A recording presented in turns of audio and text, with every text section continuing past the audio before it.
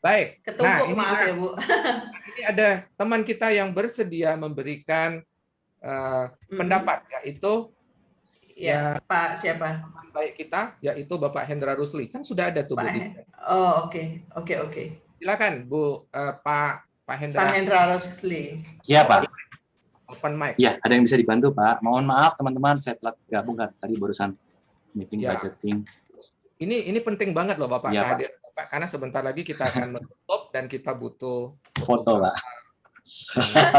Saya datang cuma untuk foto sih Pak. Jadi saya cuma cari-cari alasan saja tadi untuk panggil Bapak. Sebenarnya kita dapat. Jadi gini Pak Hendra. Iya Pak.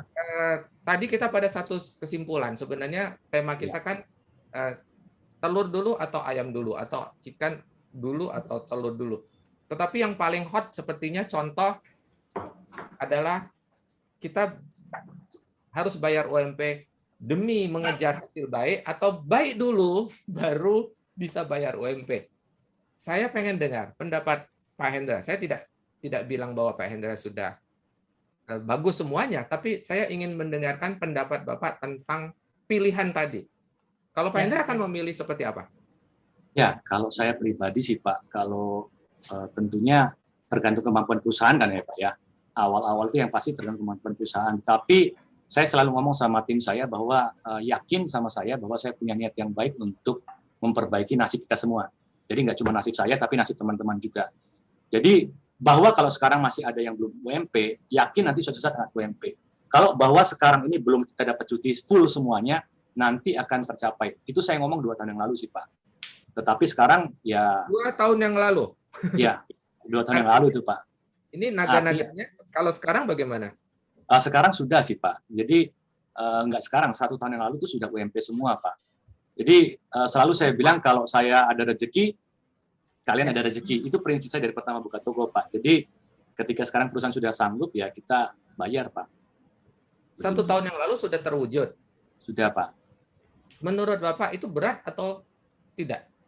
Setelah Bapak kalau yang pertama sih kalau omsetnya kurang ya berat lah Pak. Apa yang mau dibayarkan kan Pak, kalau kurang omsetnya. Kedua, marginnya kurang nih. Ya berat lah Pak, setengah mati, sesak nafas lah saya. Baik, hold sebentar Pak Hendra, hold sebentar. Ini untuk menjawab pertanyaan Pak Ismail tadi ya. Saya ingin sebentar ya, tahan sebentar Pak Hendra. Saya ingin menjawab pertanyaan Pak Ismail. Saya sudah sangat hati-hati, begini dan begitu.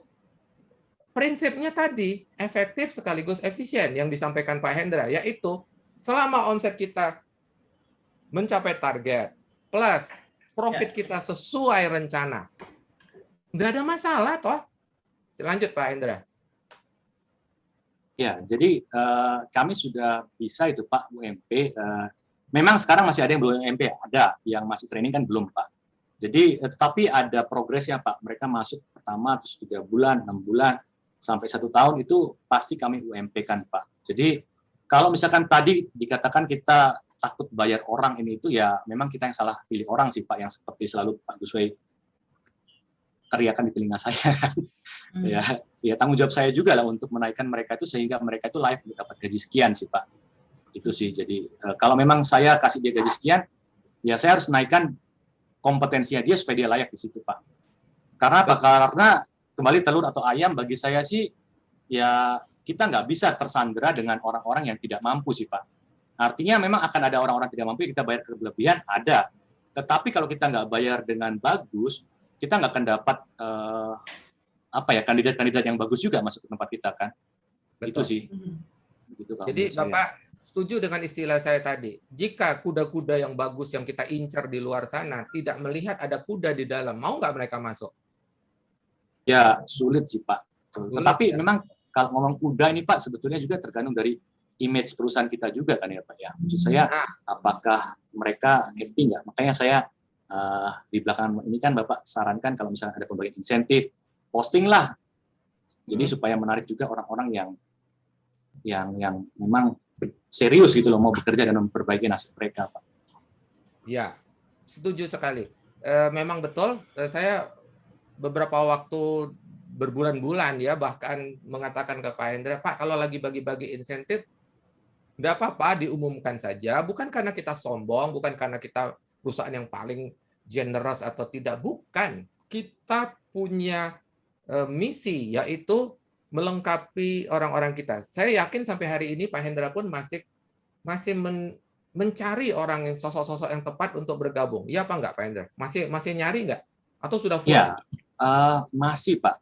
Karena kan organisasi kita kan bergerak terus dan kita tetap ada sih job yang kita bisa tempatkan gitu dengan orang yang tepat. Itu dia. Masih mencari. Nah, dengan citra bahwa saya tidak takut bayar orang UMP, saya punya plan, trainee pun sudah ada skemanya, 1 tahun pasti UMP, UMR, perusahaan saya punya target, sampai target kita bagi insentif, itu adalah promosi yang baik ya, seperti dikatakan Pak Hendra, itu promosi yang baik, membangun citra perusahaan sehingga orang tidak memandang sebagai masuk ke perusahaan kita sebagai sesuatu yang kalah kelas dibandingkan ini. Tidak begitu. Kita harus membangun. Siapa yang akan membangun citra perusahaan kita kalau bukan kita? Kenapa kita kalah gengsi dengan perusahaan tambang, dengan perusahaan minyak? Enggak. Saya sudah melewati masa itu. Tahun 1988, ketika saya mulai karir saya sempat merasa minder. Kenapa?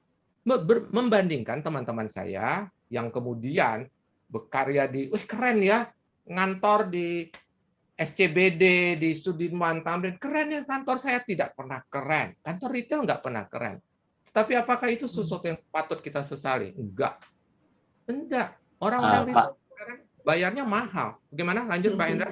Iya, kalau ini ada yang curhat seperti itu, Pak Hendra Eka Putra tadi, saya juga curhat juga nih Pak, kalau mau curhat kan. Beberapa teman-teman di sini ini kepingin jadi PNS Pak. Jadi saya ini berlomba-lomba juga dengan PNS. Jadi saya curhat aja ini Pak. Sekarang ini ada 8 orang kami Pak sudah tes PNS dan saya ini merasa, ini menduakan saya ya. Jadi saya merasa saya diduakan sih Pak di situ. Tetapi dalam hal ini saya membuka aja positive thinking bahwa berarti memang saya yang belum layak untuk kalian ya. Ya tunggu deh nanti. Sampai waktunya nanti saya akan bisa bilang bahwa pilihlah pada hari ini mau sama siapa kamu bekerja, saya atau mereka atau PNS. Kalau PNS saya. Tetapi sampai saat itu terjadi Pak, ya kita kelembo ade ya Pak Guswa ya, apa ya istilah kelembo ade ini? Ya kita maklumi. Ya maklumi saja kalau saya nih. Ya tahun depan akan terjadi lagi. Ya dari tahun lalu sudah terjadi Pak. Dan orang-orang yang tahun lalu menjadi PNS sampai sekarang masih mau jadi PNS. Masih lah karena cita-cita mereka kan begitu. Emang saya kurang ganteng, saya bilang gitu kan Pak. Bahasanya begitu. Tapi ya memang ada hal-hal yang nggak bisa cuma ganteng Pak Eka, Pak Hendra. Ya, memang ada hal-hal. Ganteng saja nggak cukup ya. Cewek, ibu-ibu setelah merasakan sulitnya kehidupan, tidak mengutamakan ganteng sebagai nomor 1. Betul nggak? Setelah kita memahami sulitnya kehidupan, ganteng saja tidak cukup, ya. Nah, baik. Meskipun kita sudah lewat, Mbak Riri, kita minta izin. Thank you Pak Hendra atas kesaksiannya atau mau berbagi dengan kita. Semua orang mempunyai kesulitan ya, termasuk Pak Hendra Rusli. Musuhnya bukan UMP lagi, bukan UMR. Musuhnya teman-teman yang ingin menjadi pegawai negeri. PNS. Lebih keren ya, pegawai negeri keren gitu, kalah keren. Ada pensiunnya Pak katanya Pak. Manajer siapa bilang swasta emang nggak bisa bikin pensiun? Saya tidak pernah khawatir dengan urusan saya. Ya itu kan itu pemikiran mereka maksudnya. Betul, itu kan mindset ya Mbak Riri ya, bahwa seolah-olah hanya PNS yang bisa. Thank you Pak Hendra. Mbak Riri, saya minta izin kita extend. Oke. Ya. Masih ada satu. Pak Kris. Siapa nih yang? Pak Hendra. Pak Hendra Eka. Ya. Pak Kris tadi menarik ya. Tadi saya lupa terkait dengan apa namanya lagi nih. Investasi leher ke atas ya. Ya.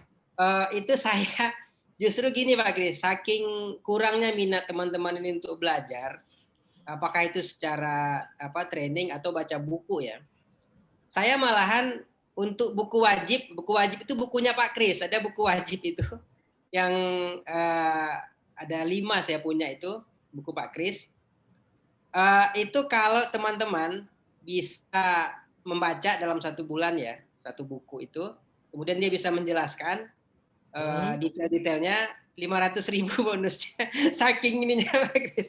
Bapak kasih dia reward. Ya. Iya, Baik. 500.000. Betul Pak, betul. Bapak berani, itu investasi Pak. Membuat orang akhirnya mau belajar dan diberi reward. Kadang-kadang seperti itu Pak, bagaimana kita seserius itu kita meningkatkan kompetensi orang kita. Ya, bahkan kita berkorban ya, kita kasih reward. Thank you Pak Hendra Eka Putra. Silakan subscribe, like, and share jika Anda memandang materi ini bermanfaat. Sampai kita berjumpa lagi. Salam, grow and prosper.